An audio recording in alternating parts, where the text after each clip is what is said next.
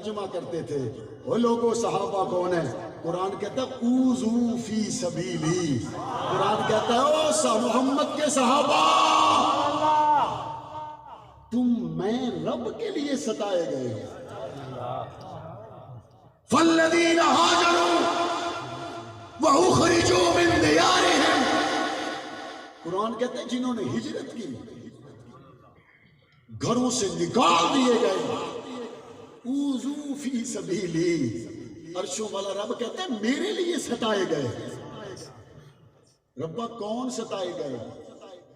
کہیں حمزہ ملیں گے، کہیں خباب ملیں گے، کہیں انس ملیں گے۔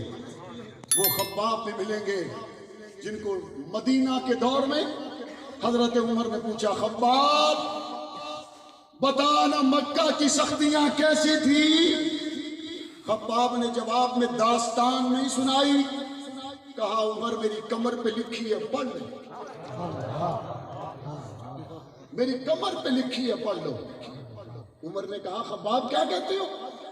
حضرت عمر کی طرف خباب نے پیٹھ پھیری، کمر سے کپڑا ہٹایا۔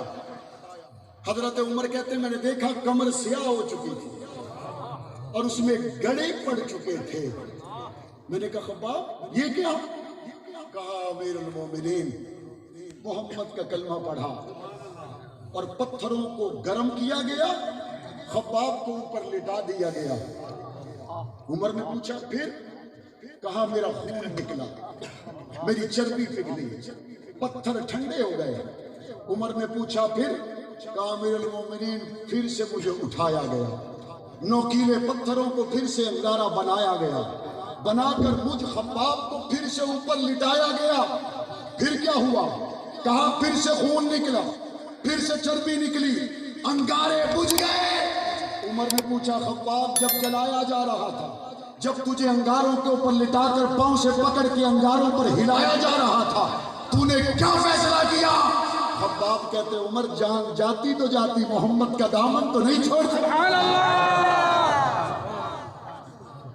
ہمیں کہتے ہو حکمت سے چلو، جو محمد کا صحابی انگاروں پہ لیٹ کے محمد کے دامن کو نہ چھوڑے اس کو کوئی کافر کہے میں چپ ہو جاؤں؟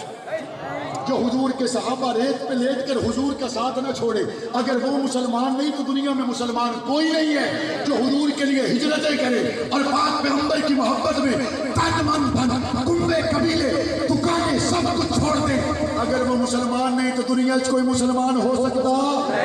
سب سے بڑے